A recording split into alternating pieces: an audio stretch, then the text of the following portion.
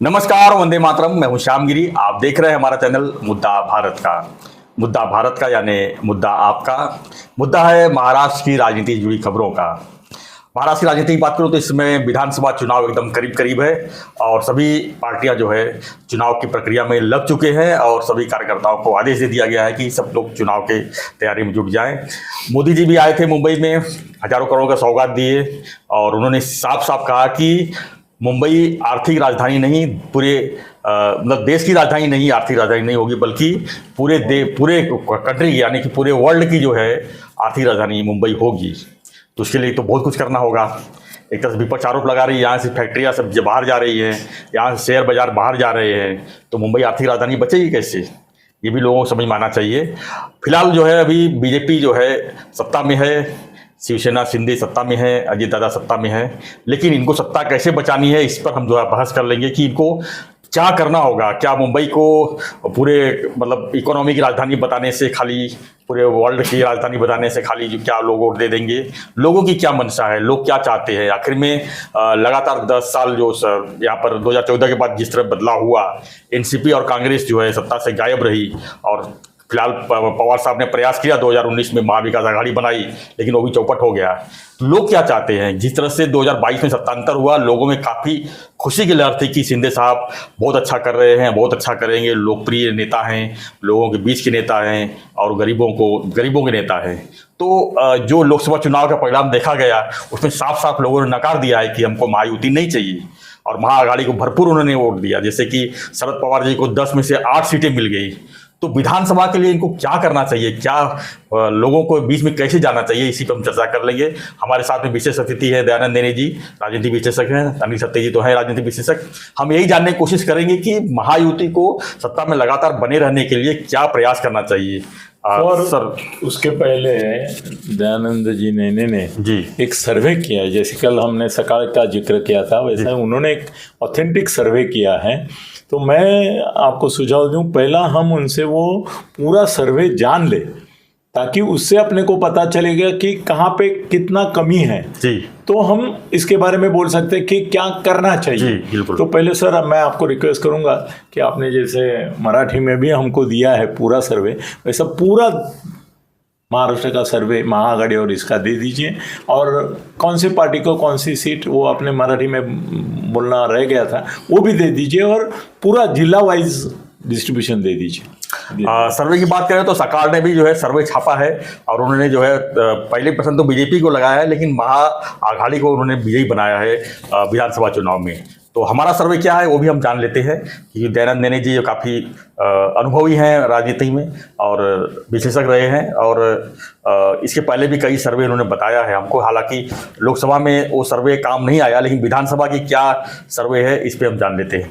Sir आप हाथ में ले लीजिए और इसके ऊपर भी हाथ रखिए, क्योंकि आपको वो पूरा पढ़ना है। और नहीं चलिएगा माइक हमको दीजिए, हम पकड़। गिरी जी, मैं आपको एक सर्वे के ऊपर जाने के पहले एक बात कहना चाहता हूँ जी। आपने जो आज अभी इंट्रोडक्शन करा तो उसके बारे में मेरी एक टिप्पणी है। आपने कहा कि महाराष्ट्र में जो बदलाव हुए 2014 के बाद में शरद पवार जी ने एक प्रयास किया महाविकास आघाड़ी बना के सरकार चलाने का, पर वो चौपट हो गया। तो नंबर एक मेरा ऑब्जर्वेशन राजनीतिक विश्लेषक के तौर से ये है कि वो चौपट हुआ नहीं, वो चौपट किया गया जी। सरकार चल रही थी पर वो सरकार गिराई गई, ये पहला चीज़। 19 और 22 के बाद जो है वो, उसके बाद में एक खुशी की लहर जो आ गई, आप जैसे आपने कहा, तो वो खुशी की लहर बाकायदा महायुति के समर्थकों के बीच में आ गई थी। महाविकास आघाड़ी के जो समर्थक थे वो बड़े गुस्से में थे। जैसे महाविकास आघाड़ी जब बनी और महाविकास आघाड़ी की सत्ता आ गई तो महायुति के समर्थक गुस्से में थे, तो वैसा गुस्सा ये था। कहने का तात्पर्य है कि महाराष्ट्र लास्ट 5 साल में 2 हिस्सों में बट गया है जी। एक महायुति के समर्थक और महाविकास आघाड़ी के समर्थक, और वो समर्थक जो दोनों साइड के हैं उनमें जो गैप है वो बहुत कम है। इसके लिए कभी ये हावी हो जाते हैं तो कभी ये हावी हो जाते हैं। अभी आपने बताया 2-3% की 2-3% का ही डिफरेंस है दोनों के इसमें। तो ये है, तो मैं ऐसे रिक्वेस्ट करूंगा आपको कि हम जब चर्चा करेंगे तब ऐसे भी नहीं लगना चाहिए कि हम सिर्फ एक साइड से चर्चा कर रहे हैं। दोनों साइड अपने को लोगों के सामने रखना ज़रूरी है। नहीं तो दर्शक अपने जो है तो वो मतलब दोनों साइड के दर्शक अपने को चाहिए मेरे हिसाब से। एक सिर्फ महायुति के चाहिए या सिर्फ महाविकास आघाड़ी के चाहिए, हम ऐसे सत्य कथन करेंगे तो दोनों साइड में रहेंगे हमारे। हाँ, हमारे साथ में। अभी आते हैं सर्वे के ऊपर। आपने जो सर्वे किया है, हमने जो सर्वे किया था उसके ऊपर आते हैं। तो हमारा सर्वे जो दिखाता है ये हमने 20 से 25 जून के दरमियान किया हुआ सर्वे है। 28 जून को हमने जिनके लिए सर्वे किया था उनके हाथ में हमने दे दिया। उसके बाद में हमने ये सोशल मीडिया पे भी डाल दिया है, जो आज अवेलेबल सबको है सोशल मीडिया पे। क्या वेबसाइट कौन सी है जिसके ऊपर? नहीं, मैंने मेरे फेसबुक का जो पेज है दयानंद नेने करके उसके ऊपर पहले डाला है। और फिर व्हाट्सएप पे जितने भी ग्रुप्स हैं, मैं जिस ग्रुप्स पे हूँ उसके ऊपर, और टेलीग्राम के ऊपर, इन सब पे मैंने डाला हुआ है। मेरी वेबसाइट जो है dayanandnene.com उसके ऊपर भी अवेलेबल है। अभी देखिए, इस सर्वे के हिसाब से जी महाविकास आघाड़ी को अगर अभी हमने सवाल क्या किया था, आज अगर चुनाव हुए तो क्या होगा, आप किसको वोट करेंगे, ये मूल सवाल था। तो उस का जवाब जो मिला है तो उसमें 158 जगह पे महाविकास आघाड़ी जीत सकती है और 121 जगह पे महायुति जीत सकती है। अगर कितने परसेंट वोट पड़े तो? नहीं, सुनिए, देखिए, परसेंट वोट पड़े का सवाल हमने नहीं किया। मैं क्या कह रहा हूँ, हमने पूछा क्या लोगों को, आज चुनाव हुए तो आप किसको वोट देंगे, उसका वन सिंगल पॉइंट क्वेश्चन था, उसका जवाब उनसे लेना था। हमको ज़्यादा ये नहीं चाहिए था, क्योंकि ये जो सर्वे था वो किसी पार्टी के लिए प्रिपरेटरी सर्वे ही था। तो उनको वही जानना था कि हमारी स्थिति आज चुनाव हुए तो हमारे बारे में क्या है, तो उसके लिए चुनाव किया गया था। तो ये जो आपने सवाल किया वो जायज़ है, पर वो आगे जैसे कैंपेन शुरू होगा उस वक्त ये सवाल जाएंगे लोगों के पास, उसके जवाब फिर उस वक्त मिल सकते हैं। तो आज जो जैसे मैंने बताया 158 और 121, इस ये सर्वे जब हमने दिया कुछ लोगों को, तो उन लोगों ने कहा कि आपने ये जो लोकसभा का जो चुनाव का नतीजा आया है उसके हिसाब से ही आपने दिया हुआ है ये सर्वे। मैंने बोला उस हिसाब से नहीं दिया है, जो लोगों ने पूछा वही दिया है। पर जाहिर है कि लोकसभा निकालों का असर ये सर्वे पे पड़ा है, क्योंकि लोकसभा निकाल लगे 4 जून को और हमने 20 जून को सर्वे किया, तो जाहिर है वो असर तो होने वाला, ओवरलैपिंग थोड़ा होने वाला ही है। ये समझ लेना चाहिए सभी दर्शकों ने। अभी हम जाते हैं जिला वाइज जी, और मैं जिला वाइज देने के पहले ये कहता हूं सभी दर्शकों को कि आप निष्पक्ष मन से, ओपन माइंड से ये सर्वे सुन लीजिए। ये किसी के फॉर या किसी के अगेंस्ट है ऐसा मत देखिए। महाराष्ट्र की आज की जो परिस्थिति है उसके बारे में ये सर्वे है। निवडणूक मतलब चुनाव 3 महीने दूर है, 3 महीने में परिस्थिति बदल भी सकती है। जैसे आपने देखा लोकसभा चुनाव हुए मई महीने में या अप्रैल महीने से, जनवरी में परिस्थिति ऐसी थी राम मंदिर के उद्घाटन के बाद कि बीजेपी की लहर पूरे देश में है और 400 आसानी से वो बीजेपी पार कर जाएगी। पर 3 महीने में चित्र इतना पलट गया कि वो बीजेपी को मेजॉरिटी भी नहीं मिली खुद के बलबूते पे। बिल्कुल तो सही ये कहा आपने। चित्र बदल सकता है, ये ध्यान में रखिए। हम पहले आते हैं नंदुरबार जिले के ऊपर। नंदुरबार में 4 सीट्स है। हमारा सर्वे दिखाता है कि 3 सीट महाराष्ट्र विकास आघाड़ी को मिलेगी, 1 सीट महायुति को मिल सकती है। धुले में 5 सीट है, 2 सीट महायुति को मिलेगी, 3 सीट महाविकास आघाड़ी को मिलेगी। जळगांव में 11 सीट है, बड़ा जिला है जळगांव, उसके लिए महायुति के लिए अच्छी खबर है। 7 सीटें महायुति को मिलेगी, 4 सीटें महाविकास आघाड़ी को मिल सकती है। बुल्ढाना जिला भी बड़ा जिला है, 7 सीटें हैं वहाँ पे महाविकास आघाड़ी के लिए अच्छी खबर है, 6 सीटें उनको मिलती हुई दिख रही है, 1 सीट महायुति को मिलेगी।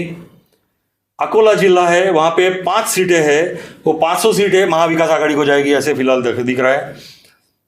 वाशिम जिला जो है, वाशिम में भी 3 सीटें हैं, तीनों सीट महाविकास आघाड़ी को जाएगी। अमरावती 8 सीटें हैं, उसमें से 2 सीट महायुति को मिलेगी, 6 सीटें महाविकास आघाड़ी को जाएगी। वर्धा में 4 सीट है, चारों सीट महाविकास आघाड़ी को जाएगी ऐसे दिख रहा है। नागपुर गडकरी जी और देवेंद्र फडणवीस जी और नाना पटोले और बड़े तिवार, विदर्भ जो एरिया है वो चारों मातब्बरों का एरिया है, उसमें 12 सीटें हैं, 8 सीट महाविकास आघाड़ी को जाती हुई दिख रही है और सिर्फ 4 सीट महायुति को जाते हुए। विदर्भ देखा जाएगा तो महाराष्ट्र का सब एकदम महाआघाड़ी पूरी तरह हावी है। महायुति का। फिर भंडारा पे जाते हैं। भंडारा में 3 सीटें हैं, तीनों सीटें महाविकास आघाड़ी जीत रही है ऐसे दिख रहा है। गोंदिया में 4 सीटें हैं, चारों सीट महाविकास आघाड़ी जीत रही है ऐसे दिख रहा है। गढ़चिरौली जो जिला है उसमें 3 सीटें हैं, उसमें 1 सीट महायुति को मिलेगी और 2 सीटें महाविकास आघाड़ी को मिलेगी ऐसे दिख रहा है। चंद्रपुर 6 सीटें हैं, 5 सीटें महाविकास आघाड़ी को और 1 सीट महायुति को मिलेगी ऐसे दिख रहा है। वो 1 सीट मेरे ख्याल से सुधीर मुनगंटीवार उनकी है मतलब। यवतमाळ 7 सीटें हैं, 5 सीटें महाविकास आघाड़ी को मिलेगी और 2 सीटें महायुति को मिल रही है ऐसे दिख रहा है। नांदेड़ जिला 9 सीटें हैं, 3 सीटें महायुति को मिलेगी, 6 सीटें महाविकास आघाड़ी को मिल सकती है ऐसे दिख रहा है। अशोक चौहान का दबदबा तो भाजपा को फायदा नहीं हो पा रहा है। आपने बिल्कुल सही कहा, यही पॉइंट पे मैं अभी बोलने वाला था कि नांदेड़ ने दिखा दिया है कि आप कितने भी बड़े नेता हो या रहे हो, आप जब लोगों को आप एक पक्ष छोड़ के दूसरे के पक्ष में जाते हो, प्रवेश करते हो और वो पसंद नहीं आता है तो वो आपका लिहाज बिल्कुल रखते नहीं है। फिर आप चाहे जितने भी बड़े नेता हो, और अशोक चौहान जी मुख्यमंत्री रह चुके हैं महाराष्ट्र के। हिंगोली 3 सीटें हैं, 3 सीटें महायुति जीत रही है, महायुति के लिए अच्छा रिजल्ट है। हिंगोली महायुति के लिए ठीक है। यस। फिर परभणी की सीट है, 4 सीटें हैं, चारों सीटें महाविकास आघाड़ी जीतेगी ऐसे दिख रहा है। जालना में 5 सीटें हैं, 2 सीटें महायुति और 3 सीटें महाविकास आघाड़ी जीतेगी ऐसे दिख रहा है। औरंगाबाद संभाजीनगर वहां पे 9 सीटें हैं, उसमें से 5 सीटें महायुति जीतेगी और 4 सीटें महाविकास आघाड़ी जीत सकती है। नासिक 15 सीटें है, बड़ा जिला है। नासिक में महायुति के लिए अच्छी खबर है, 8 सीटें महायुति जीत रही है ऐसे दिख रहा है, 7 सीटें महाविकास आघाड़ी जीत रही है ऐसे दिख रहा है। पालघर जिला जो है उसमें 6 सीटें हैं, उसमें 3 सीटें बहुजन विकास आघाड़ी जीतेगी, जो उनकी है अभी वही जीतेगी वापस ऐसे दिख रहा है।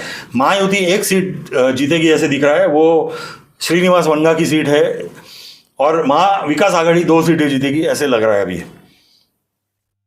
ठाणे जिला उसमें 18 आमदार है। ठाणे जिला में एकनाथ शिंदे जी का जिला जी, अच्छी खबर एकनाथ शिंदे जी के लिए, 13 सीटें महायुति जीतेगी और 5 सीटें महाविकास आघाड़ी जीत सकती है ठाणे जिला में से। फिर मुंबई जी 36 आमदार, सबसे बड़ा जिला, उसमें 18 सीटें महाविकास आघाड़ी जीत सकती है, 16 सीटें महायुति जीत सकती है, 50-50 कह सकते हैं। और 2 सीटों पे में कड़ी टक्कर है, वो दोनों सीटें महायुति जीत सकती है तो उनकी भी 18 हो सकती है, पर 50-50 कह सकते हैं। हाँ नहीं वो जीत सकती है, पर उधर डेंजर जोन में दोनों सीटें हैं, मतलब विनिंग मार्जिन बहुत कम दिख रहा है। और वो दोनों सीटें हैं, एक सीट है आशीष शेलार जी मुंबई के अध्यक्ष बीजेपी के, और दूसरी भारती लवेकर वर्सोवा की, बांद्रा और वर्सोवा, ये 2 सीटें हैं। अगर बीजेपी रख सकती है वो सीट अपने पास तो 18-18 हो सकता है, या तो फिर 20 और 16 होगा। फिर आते हैं रायगढ़ जिले पे, 7 सीटें हैं रायगढ़ जिले में, वो 7 सीटें महायुति जीत सकती है, महायुति के लिए अच्छा यह है न्यूज़ यहाँ से। फिर पुणे में आते हैं, पुणे में 21 सीटें हैं, उसमें से 14 सीटें महायुति जीत सकती है, 7 सीटें महाविकास आघाड़ी जीत सकती है। फिर अहमदनगर जिला 12 सीटें हैं, 9 सीटें महाविकास आघाड़ी जीत सकती है और 3 सीटें महायुति जीत सकती है। यहाँ पे भी आप देखो राधाकृष्ण विखे पाटिल बहुत बड़े नेता कांग्रेस के थे जो बीजेपी में आ गए, बीजेपी में मंत्री है और मेरे ख्याल से पहले 3 मंत्रियों में उनका नाम लिया जाता है। पर जनता को एक चीज़ अगर पसंद नहीं आती है, आपका डिफेक्शन, तो जनता आपको आपकी जगह दिखा सकती है, तो वो जगह दिखा रही है ऐसे लग रहा है। और जो 3 सीटें महायुति जीतेगी ऐसे जो अभी फिलहाल दिख रहा है, उसमें से 1 सीट राधाकृष्ण विखे पाटिल जी की हो सकती है। फिर आते हैं भीड़ जिले में।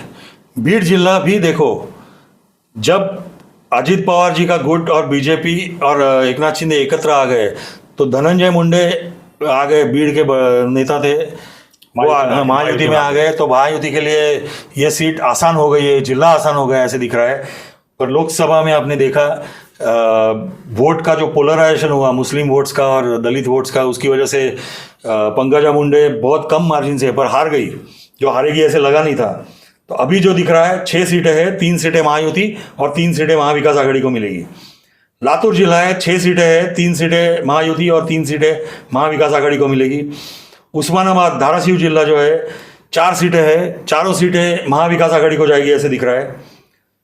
सोलापुर 11 सीटें हैं, उसमें से 8 सीटें महाविकास आघाड़ी को जाएगी और 3 सीटें महायुति को जाएगी ऐसे दिख रहा है। जालना 8 सीटें हैं, उसमें से 4 सीटें महायुति को और 4 सीटें महाविकास आघाड़ी को जाएगी ऐसे दिख रहा है। रत्नागिरी जिला 5 सीटें हैं, 3 सीटें महायुति को और 2 सीटें महाविकास आघाड़ी को जाएगी ऐसे दिख रहा है। सिंधुदुर्ग 3 सीटें हैं, तीनों सीटें महायुति को जाएगी। कोल्हापुर 10 आमदार है, कोल्हापुर जिले में 7 सीटें महाविकास आघाड़ी को जाएगी और 3 सीटें महायुति को आएगी। ये 3 सीटों में से एक सीट कागल की हसन मुशर्रफ जी उनकी है। तो मैं एक एक क्यों बता रहा हूँ, तो ये जो मान्यवर नेता जो महाविकास आघाड़ी को छोड़ के महायुति में आ गए, उनका फायदा महायुति को उनको लेके कुछ नहीं हुआ, ये मैं बार बार बताना चाहता हूँ। फिर चलते हैं सांगली जिले में। सांगली में 8 सीटें हैं, 4-4 सीट दोनों में बढ़ जाएगी, 4 सीट महायुति और महाविकास आघाड़ी को 4 सीट ऐसे दिख रहा है। तो ये पूरा जो है 158 सीटें हैं जो महाविकास आघाड़ी को मिल रही है, 121 सीटें हैं जो महायुति को मिल रही है। सर उसमें जो बाइफर्केशन है वो भी बता दीजिए। वो भी बाइफर्केशन पे भी आते हैं। उसमें पहले में मुंबई और एमएमआर जो रीजन है अपना इलाका है, उधर भी 61 सीटें हैं जो काफ़ी बड़ी सीटें हैं, तो उसके ऊपर आता हूँ। उसका भी हमने एक अलग सा मतलब माइक्रो लेवल पे जाके सर्वे किया। तो ये जो इलाका है मुंबई और एमएमआर में हमने क्या क्या लिया है, तो ठाणे है, पालघर जिला है, नवी मुंबई है, फिर पनवेल और उरण है, ये सारे एरियाज हमने लिए हुए हैं। 61 सीटें हैं। 61 सीटों में जो अभी सर्वे बता रहा है 33 सीटें 33 सीट्स महायुति को जा रही है ऐसे दिख रहा है। 23 सीटें महाविकास आघाड़ी को जाती है ऐसे दिख रहा है। 50 इसमें भी लगा। नहीं, 33 और 23 का 10 सीटों का गैप है उसमें। और 3 सीटें बहुजन विकास आघाड़ी और 2 सीटें जो मैंने कहा मुंबई के, जो प्रेडिक्ट करने के लिए थोड़ा फिलहाल हम प्रेडिक्ट नहीं कर रहे हैं कौन जीतेगा वो। अगर वो सीटें महायुति को मिली तो महायुति को 35 सीटें मिलेगी ऐसे दिखते हैं। और 3 सीटें बहुजन विकास आघाड़ी की भी महायुति के साथ वो रहे हैं तो लास्ट 3 साल से, तो वो उनके साथ में रहे तो 38 सीटें महायुति को मिल सकती है, 23 सीटें महाविकास आघाड़ी को आएगी। और उसके हाइलाइट्स जो है, उद्धव ठाकरे की सेना जो है वो उनका प्रदर्शन मुंबई में और मराठवाड़ा का एक पोर्शन वहाँ पे अच्छा रहेगा ऐसे दिख रहा है। मुंबई में भारतीय जनता पार्टी को गत चुनाव में 15 सीटें मिली थी, वो अगर ये 2 सीटें हार गई भारतीय जनता पार्टी तो कम होकर 13 में जाएगी, अदरवाइज उनकी सीटें 15 बरकरार रहेगी। भारतीय जनता पार्टी को मुंबई में ज़्यादा नुकसान नहीं होगा ऐसे दिखता है। ज़्यादा बिदर पर दिले में नहीं, पर एकनाथ शिंदे और अजित दादा पवार के जो गुट है उनका मुंबई में भारतीय जनता पार्टी को कोई उनका उपयोग नहीं है। ये बार बार हर सर्वे हमें दिखा रहा है कि उनका मुंबई में कुछ भी नहीं है। फिर जो पालघर एरिया है वहाँ पे हितेंद्र ठाकुर जी की ताकत अभी भी बरकरार है उनके इलाकों में, वसई, विरार, बोईसर, वो पट्टा जो है उधर। एमएमआर रीजन जो है, ठाणा और एमएमआर रीजन, वहाँ पे एकनाथ शिंदे जी बादशाह थे, बादशाह रहेंगे ऐसे दिख रहा है। और विदर्भ जो है वो भारतीय जनता पार्टी के लिए सरदर्द होने वाला है उन्हें। अच्छा, ये सर्वे का और थोड़ा और नीचे माइक्रो लेवल पे मैं जाके सिर्फ भारतीय जनता पार्टी की सीट बताना चाहता हूँ आप सबको। भारतीय जनता पार्टी खुद के बलबूते पे लड़ी 2014 में, उस वक्त मोदी लाट थी, बराबर है, पर चारों पार्टियां अलग अलग उस समय बदलाव की स्थिति भी थी ना, क्योंकि एनसीपी और कांग्रेस लगातार 3 बार सत्ता में रही है। बराबर है। और 2014 में हर किसी को कांग्रेस को हटाना था, सही बात है। केंद्र में हटाया था, तुरंत जो है चुनाव हुआ। महाराष्ट्र में भी बदलाव की स्थिति में लोगों ने 123 सीट जो है बीजेपी को अकेले चुन के दिया, क्योंकि बीजेपी, शिवसेना और राष्ट्रीय कांग्रेस अलग अलग चारों पार्टियां लड़ी थी। तो बराबर है, तो 123 सीटें उन्होंने जीती थी 2014 में, और 105 सीटें जो है 2019 में भारतीय जनता पार्टी के बहुसंख्य कार्यकर्ताओं का मनोदय यही था कि हम अकेले लड़ेंगे अपने बलबूते पे, क्योंकि भले शिवसेना सत्ता में थी वो 5 साल, पर उनका मतलब सत्ता में रह के भारतीय जनता पार्टी का विरोध, यही रवैया पूरा रहा विपक्ष था। की तरह भूमिका में थे। हाँ, विपक्ष के ही भूमिका में वो थे। फिर भी देवेंद्र फडणवीस जी की जीत थी, साथ में लड़ेंगे, साथ में लड़े। पर नतीजा ये आया कि भारतीय जनता पार्टी की 123 से 105 सीटें हो गई, और ये महाविकास आघाड़ी का कंसेप्ट करने का मौका शिवसेना को मिला। नहीं, अगर वो 120 के आजू बाजू में होते तो शिवसेना ये डेयरिंग भी नहीं करती ऐसा कुछ करने के। अभी अगर जो चुनाव होने वाले हैं, ये 3 पक्ष में जो सीटों का बंटवारा होने वाला है, और जो हमारी जानकारी है, दत्ता जी ने भी पहले बताया है कि बेसिक इनका क्या है कि जो जितनी सीट जीते हैं अभी तक 105 बीजेपी, और इनकी जो 52 और इनकी जो भी 40-50 सीट है, वो सीट लड़ेंगे। ऊपर की जो बाकी रहेगी उसमें बंटवारा करने वाले, ऐसा कुछ फॉर्मूला वो बन रहे, ऐसा सुन रहे हैं जी। तो ये जो भी फॉर्मूला बनेगा, जो हमने सर्वे किया है, उस वक्त हमने पार्टी का नाम नहीं बोला था, हमने सिर्फ पूछा था आप महायुति को वोट करेंगे या विकास आघाड़ी को वोट करेंगे। पर एरिया ऑफ इन्फ्लुएंस और जो जितने जहाँ पे सीटें जीती है वो सीट वही पार्टी लड़ेगी, वो दोनों का हमने जब ये किया कैलकुलेशन, तो उससे दिख रहा है कि भारतीय जनता पार्टी को अगर वैसे चुनाव लड़े तो सिर्फ 80 से 90 सीटें आने वाली है। सर तत्ते जी आपसे एक सवाल है कि वो पूरा उनका सभी पार्टियों का सुन लीजिए, वो बहुत इंटरेस्टिंग है, तो ज़्यादा इम्पोर्टेंट है। तो इसका मतलब क्या, 105 था तभी भी आप लोगों ने उनको मैनिपुलेशन करने का मौका दिया, उनको छूट मिली। आप अगर 80 और 90 पे आ जाओगे तो आपका तो मतलब जो दरारा कहते हैं हम उसको, या तो डोमिनेंट पार्टी जो है वो खत्म हो जाएगा। और ये फिर भारतीय जनता पार्टी के नेताओं को ये सोचने की बात है, अगर उन्होंने हमारा सर्वे बोगस है ऐसे करके भी कहा, पर समझो अगर सच हो गया तो, क्योंकि कहते हैं ना कि बुरे से बुरे चीज के लिए आपने तैयार होना बनता है। तो हम लोग आपको ये बता रहे हैं कि बुरी सी बुरी चीज क्या हो सकती है, आप 80 से 90 तक जा सकते हो नीचे। अगर वो गए और फिर अजीत पवार ने दूसरा विचार किया तो आप क्या करोगे? चलो मैं मानता हूं एकनाथ शिंदे जी नहीं कभी करेंगे एक साथ, वो आपके साथ रहेंगे। क्या होगा, आज जो भारतीय जनता पार्टी के 105 106 सीटें खुद के बलबूते पे है, तो वैसा अगर हुआ, अजीत पवार ने अलग विचार किया, तो एकनाथ शिंदे और भारतीय जनता पार्टी की मिलके 106 सीटें हो जाएगी।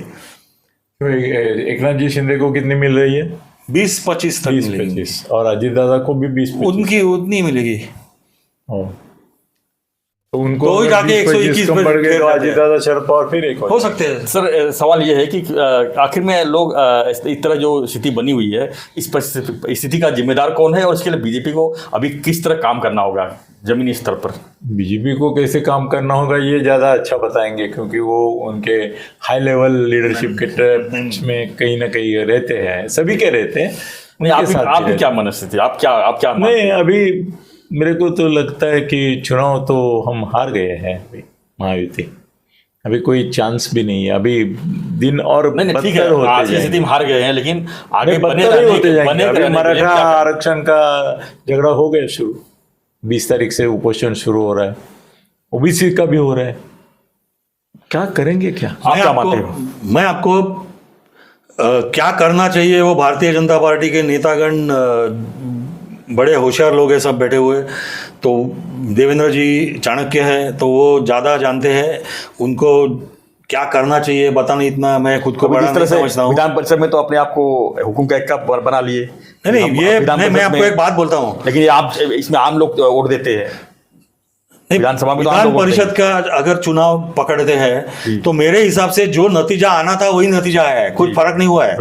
इनको अगर इनके 205 थे तो यही नतीजा आना था। अगर ये हार जाते 9वीं सीट तो मैं बड़ा हंगामा मच जाता था। मतलब 9 आने ही थे उनके, और उनके 2 ही आने वाले थे मेरे हिसाब से। शरद पवार, लोग जो कहते हैं, सत्य जी आप इसके ऊपर गौर करिए बाद में, जो लोग कहते हैं कि उद्धव ठाकरे ने शरद पवार जी के कैंडिडेट को फंसाया और उनको हराया, तो मुझे लगता है जो शरद पवार जी के बारे में हम सब सोचते हैं कि वो एकदम माहिर खिलाड़ी है, तो विधानसभा चुनाव ध्यान में रखते हुए उन्होंने ऐसी घोषणा तो कर दी कि हम लोग जयंत पाटिल जी को, मैं पीडब्ल्यूपी को सपोर्ट करेंगे, और इनके 12 विधायक है शरद पवार जी के, उनको वोट मिले 12, तो 12 वोट तो उनको गए।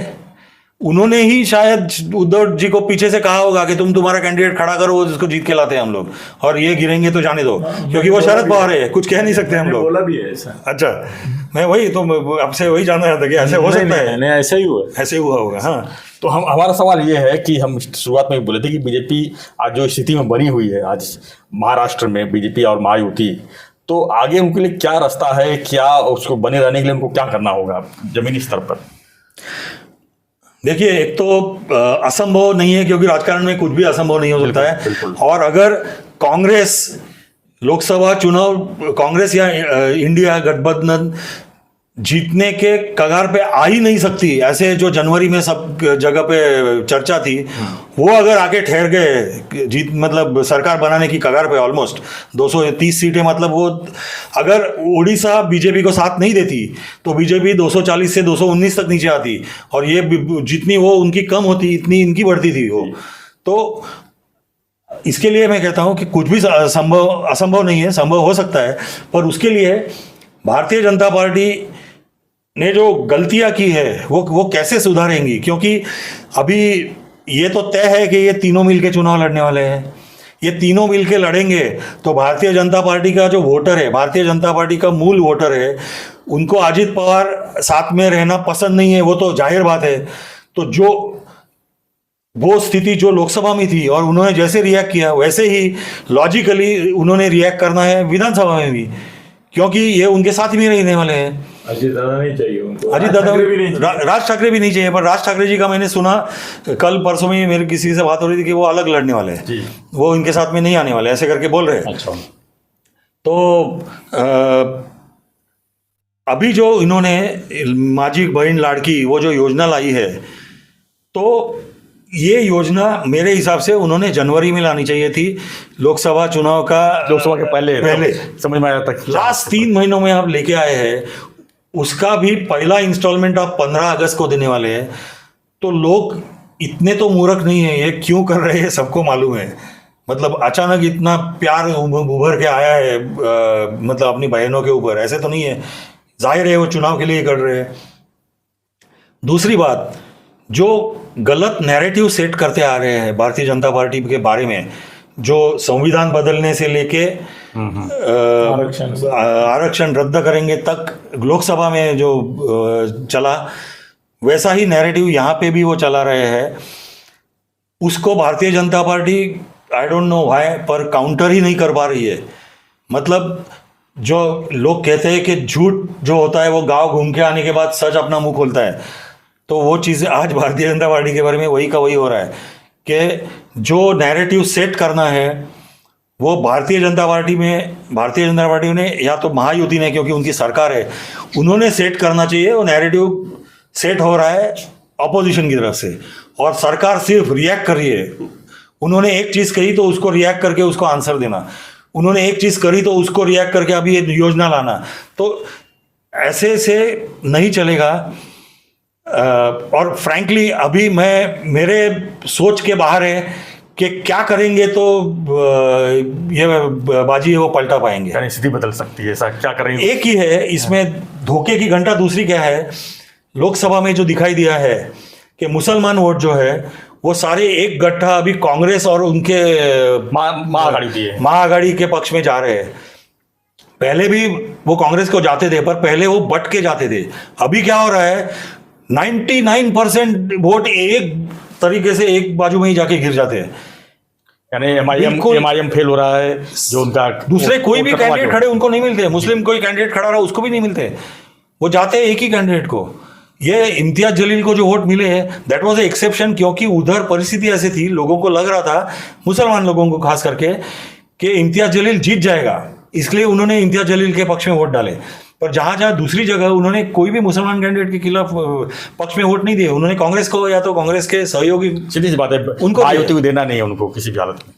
तो उसको काउंटर करने के लिए एक सबसे अहम चीज है, भारतीय जनता पार्टी को ज्यादा करनी पड़ेगी और शिवसेना को, क्योंकि वो दोनों केडर बेस्ड पार्टीज है, उनके कार्यकर्ताओं को बाहर निकल के वोटिंग परसेंटेज बढ़ाना पड़ेगा। बिल्कुल। अपने वोटर को बाहर लाना पड़ेगा।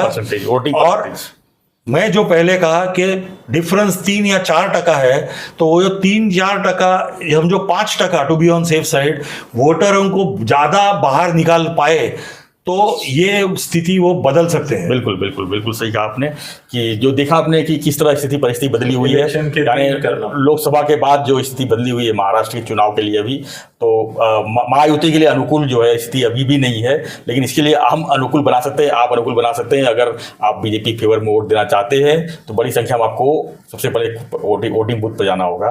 तो जितना परसेंटेज बढ़ेगा वोटिंग का, तो महायुति को फायदा है, वरना जो है महाअघाड़ी तो सीधी है। इसमें मान के बैठिए कि अब वो सत्ता में जरूर आएंगे, और लोग चाहते हैं कि बदलाव, क्योंकि महंगाई और बाकी चीज़ें जो है लोगों को परेशान कर रही है, और लोग यही चाहते हैं कि जब तक सत्ता परिवर्तन नहीं होगा इसका विकल्प नहीं है।